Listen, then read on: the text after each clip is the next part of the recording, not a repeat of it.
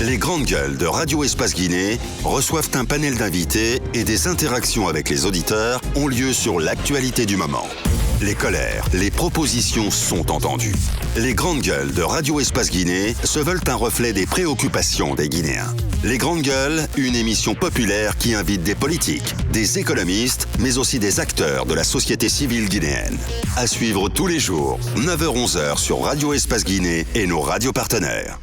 Merci de continuer donc à nous suivre et à poursuivre donc le débat chez vous et à réagir donc à notre émission, à nos débats via nos canaux habituels. Vous les connaissez déjà, GG au 87 657 39 13 13 ou sur la toile www.espacefmguinée.info ou sur Twitter #espacegg. Et derrière, on va prendre en compte vos réactions. À venir, notre invité Alexis Diallo, coordinateur national des plages. On parle des plages ce matin. Il va nous rejoindre dans la deuxième partie de cette émission. On s'intéresse aussi à cette question brûlante. S'achemine-t-on vers une nouvelle grève dans le secteur de l'éducation? La question pourrait être donc sur la table demain à l'Assemblée générale convoquée par le bureau exécutif du SLEG. Suite donc à ce bras de fer qui perdure. Bras de fer entre le SLEG et le ministre de l'enseignement supérieur Abdoulaye Yero Baldé et le Sénazur. On en parle avec Aboubakar Souma un peu plus tard dans cette émission. On va continuer notre émission, Mohamed, avec cette sortie annoncée des magistrats suite aux déclarations de l'honorable Amadou Damaro hier sur notre antenne. Mais avant, cette histoire de M. Alpha Condé et son régime qui acceptent, qui sont ouverts aux critiques, Aboubakar, nous ne te lâcherons pas là-dessus. Non, Mohamed, s'il te plaît. Nous n'allons pas te lâcher là-dessus. S'il te plaît. On poursuit notre émission, s'il te plaît. On suit l'émission, mais nous sommes dans un pays où une loi restrictive, s'il te plaît, il y a une discipline. Des lois les plus s'il te plaît, Mohamed, il y a une discipline dans l'émission. On poursuit l'émission, s'il vous plaît. S'il te plaît. Bien. Alors, on revient à cette sortie annoncée des magistrats qui, depuis 48 heures, sont en émoi, sont en colère et que nous pouvons comprendre. Moi, j'ai adoré hier le passage de M. Amadou Damaro Camara sur nos antennes. Vous vous rappelez avant-hier? Parce que ici, j'étais en train de pourfendre notamment sa sortie sur Radio Espace, notamment dans les GG, et ça c'était dans Espace Première. Il a demandé à intervenir. Vous savez combien de fois il vous a bousculé parce qu'il voulait répondre. Pourtant, nous n'avions pas inventé. Et hier, je crois qu'à la face du monde, on a vu le vrai visage de M. Amadou Damaro Camara. Je dis, ce que j'ai dit avant-hier, je le répète. S'il y a des magistrats qui veulent se faire respecter dans ce pays, je trouve d'ailleurs que la sortie de ce vendredi est tardive. Parce que la situation se complique. C'est l'ouverture de la session des lois aujourd'hui. À partir d'aujourd'hui, M. Amadou Damaro Camara, si vous voulez le poursuivre, il faudra faire lever son immunité. Et cela, il faudrait que l'Assemblée nationale... C'est une option qui est déjà... Non, attendez. Justement. Mais si, c'est une option qui est sur la table. C'est une option qui est sur la table.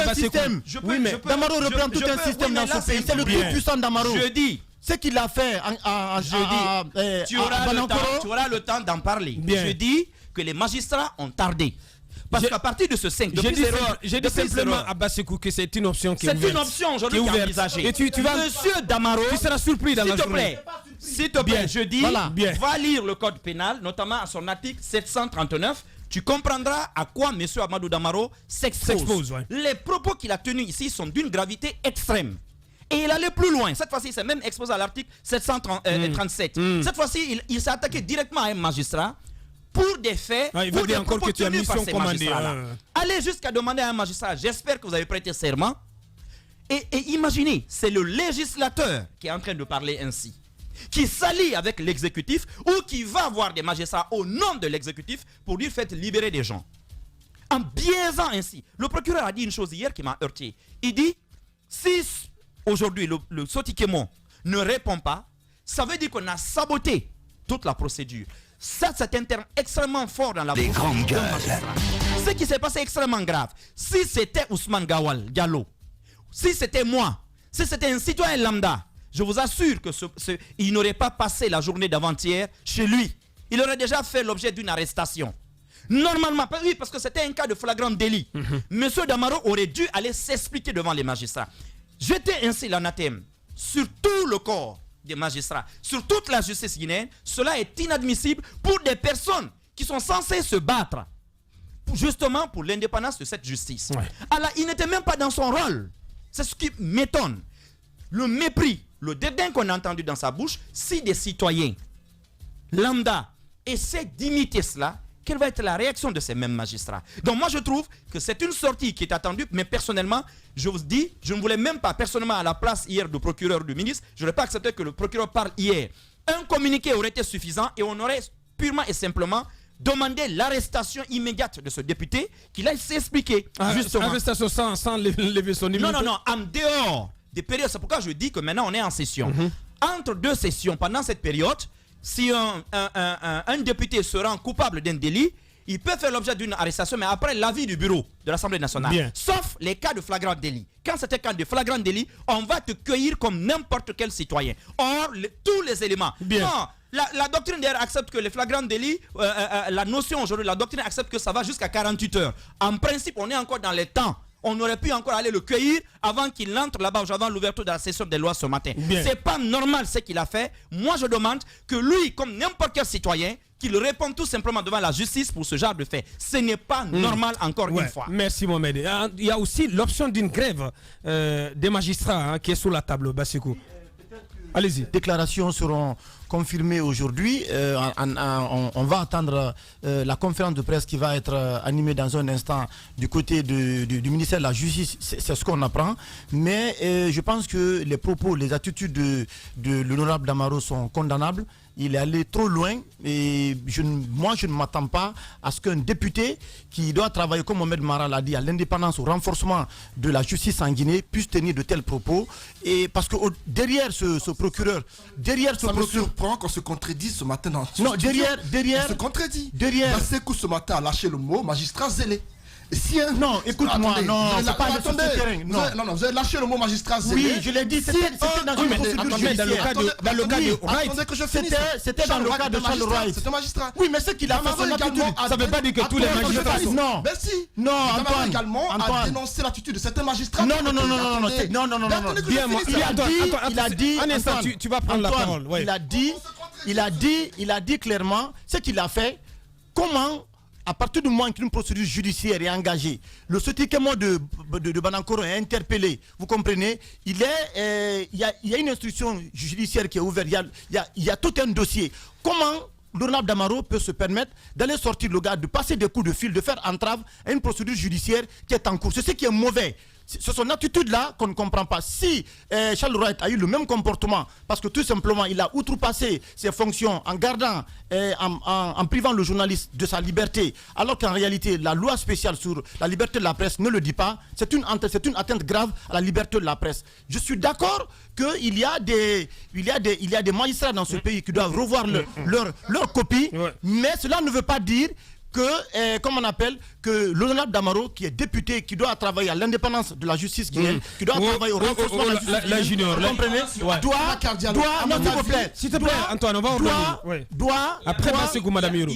Doit faire entrave, on va revenir doit faire entrave à cette procédure. C'est là ce qui est grave, sans apporter de preuves. Il a accusé un magistrat de corruption. Bien, Mohamed. Et au-delà de ça, pour terminer, il faut que les politiques cessent de s'immiscer dans les affaires judiciaires. Ça a tout le temps été comme ça. Chaque fois qu'une personne est interpellée, qui est dans les mains de la justice, eh bien c'est une personnalité influente de ce pays qui fait pression derrière, qui met pression sur le juge d'instruction ou bien sur le juge qui est en charge du dossier. Merci, parce que la junior qui va dans tous les sens ce matin, vous faites dans la démesure concernant Damaro, Mohamed Mara, passionné, vous êtes en mission pour détruire les éléments de défense de la mouvance, mais vous ne réussirez pas, c'est pas possible, la junior.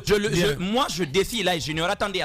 Non, ça, je peux pas laisser. Non, à la junior, je vais répondre. Il faut je le défie. Non, moi, je le défie. Mais je le défie. Qui est mon commanditaire? Moi, je le défie. S'il te plaît, Mohamed. Voilà.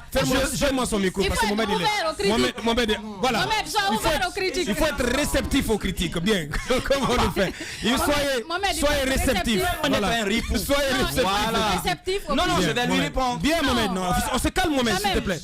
Je dis que je vis avec intégrité dans ce pays et je défie n'importe qui à la mouvance. Qu'est-ce qui se passe? Mais qu'est-ce que tu as bu ce matin? La junior, mais qu'est-ce qui se passe? Mais il faut te calmer là quand même. Il a des leçons à donner à qui?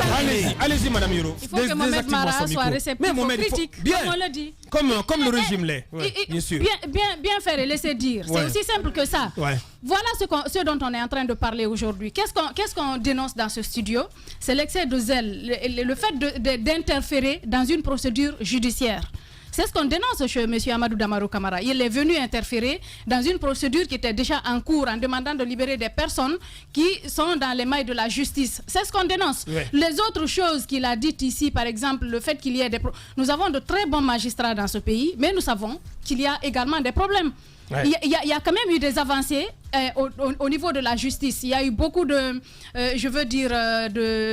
d'avancées, beaucoup de réformes avec M. Cheikh Sako, même si parfois le citoyen lambda estime que ce n'est pas visible. Mais il y a eu des réformes parce qu'on a vu des magistrats ici qui ont été suspendus, qui ont écopé de certaines,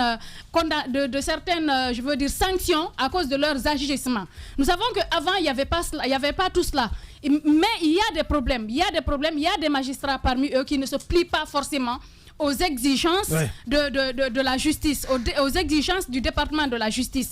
Mais ce qu'on dénonce ici, c'est le fait de venir s'immiscer dans une procédure, faire libérer des personnes à cause de l'affinité qu'on a avec ces personnes-là. Ça, c'est quelque chose qui est à dénoncer. Parce que nous savons... destiné à soustraire des militants de la justice. Justement, c'est ce qui est à dénoncer. Et ce qui s'est passé hier... C'est très grave. Ce qui s'est passé hier, j'ai apprécié la sortie de ce procureur. Ouais. Parce que s'il ne répondait pas, c'est comme si tout ce que l'honorable Damaro avait dit, c'était ça la vérité pour l'opinion. Ouais. Il est venu, il ne s'est pas, en tant que député de la République, il ne s'est pas gêné de venir dans une émission à grande écoute pour fustiger, pour charger la justice. Et je pense que c'était le lieu pour cette justice-là également de répondre. Ouais. Nous savons qu'il y a des problèmes, mais moi la crainte que j'ai aujourd'hui, c'est pour la tête de ce procureur qui a osé mais non, mais on va pas le toucher quand même. Moi je me pose des questions parce que nous savons que M. Damaro est suffisamment fort dans ce pays pour faire partie de n'importe qui. Mais il est entré dans l'histoire, M. Kairaba. Mais M. Kairaba, moi je tire chapeau. Peut-être je tire mon foulard pour lui parce que ce qu'il a fait hier mérite d'être vraiment reconnu. C'est un acte de bravoure parce qu'il a répondu. Il a donné des explications claires que l'opinion a réussi, l'opinion a compris ce qui s'est réellement passé. Parce que M. Damaro avait peint les choses tout en rose en sa faveur.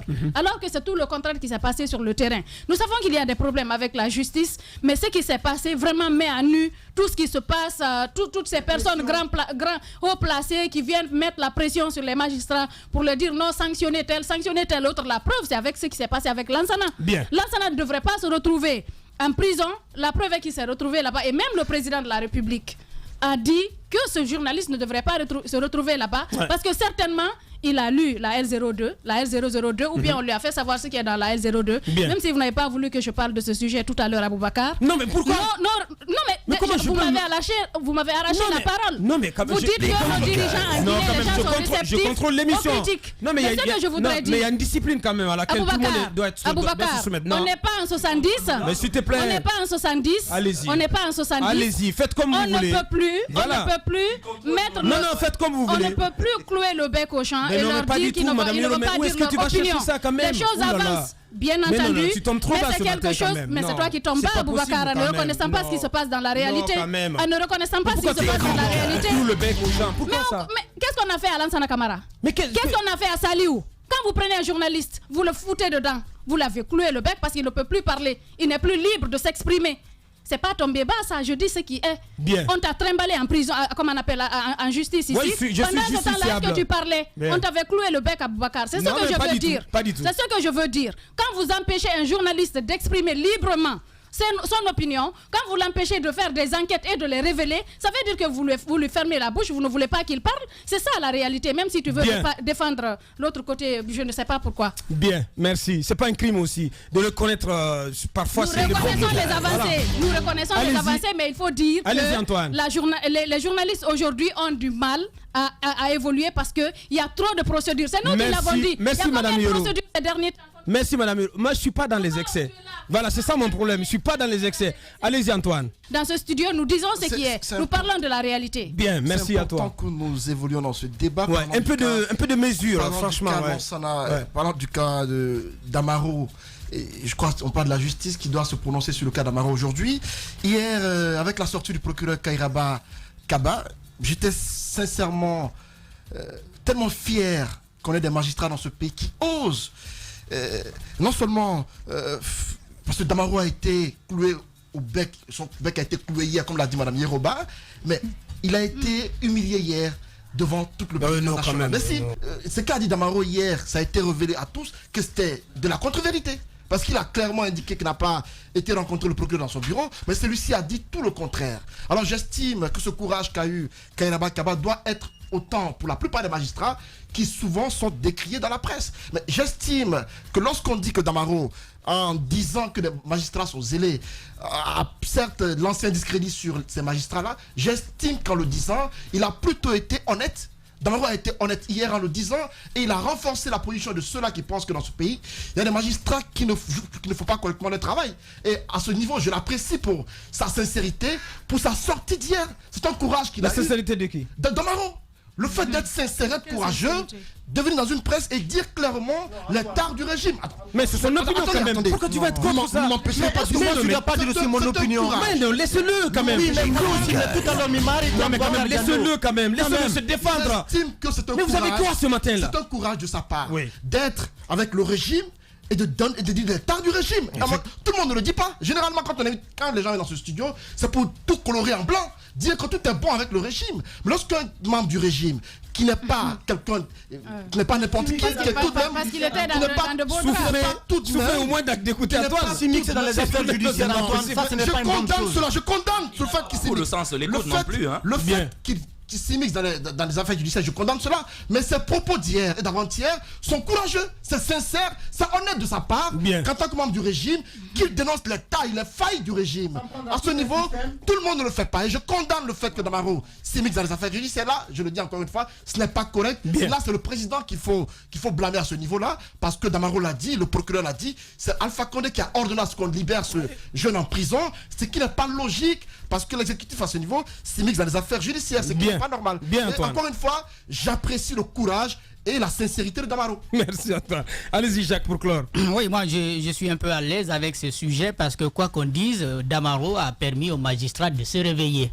Il faut quand même qu'on se rappelle un peu. Vous y voyez le bon côté de la chose. Je vois le bon côté de la chose. Parce que Damaro a réveillé les magistrats. Je vais rappeler 2 éléments tout simplement.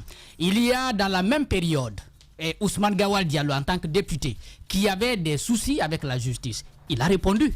Damaro a eu des problèmes avec la justice. C'était une affaire plutôt privée. Il n'a pas répondu. Il n'a pas été inquiété à cette époque-là. Et je pense que de la même manière, il a tenté d'user de son poids politique dans ce dernier cas de Banankoro. C'est de la même manière, il a usé de son poids avant. Et puis, bien naturellement, aucun magistrat n'a osé lever le ton pour exiger à ce qu'il se présente de la même manière que Ousmane Gawal Diallo à l'époque. L'autre chose que je voudrais souligner, peut-être qu'on n'est pas en train de se poser la question. Demandez-vous, est-ce que si ce n'était pas Kairaba, si ce n'était pas avec Kairaba, est-ce qu'il y aurait eu un seul mot? Est-ce qu'il y aurait eu réaction? C'est parce que Damaro est tombé sur un magistrat de caractère. S'il était tombé sur un magistrat, bien naturellement, qui se comporte comme tous ceux dont on dénonce les comportements, je pense que même nous, la presse, on n'allait même pas être au courant de cette histoire. Donc, il faut reconnaître que le fait que Damaro ait fait cette sortie, ça réveillait quand même les magistrats. Ils se disent, je crois que nous nous laissons trop faire. Si on ne se réveille pas, bien entendu, on ne va pas, si vous voulez, survivre à ce régime.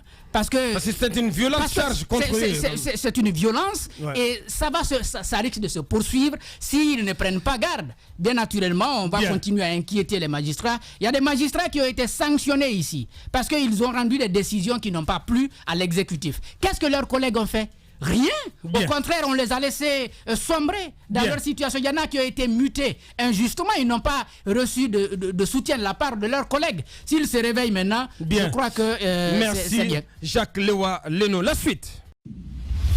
Les grandes gueules de Radio Espace Guinée reçoivent un panel d'invités et des interactions avec les auditeurs ont lieu sur l'actualité du moment. Les colères, les propositions sont entendues. Les grandes gueules de Radio Espace Guinée se veulent un reflet des préoccupations des Guinéens. Les grandes gueules, une émission populaire qui invite des politiques, des économistes, mais aussi des acteurs de la société civile guinéenne. À suivre tous les jours, 9h-11h sur Radio Espace Guinée et nos radios partenaires.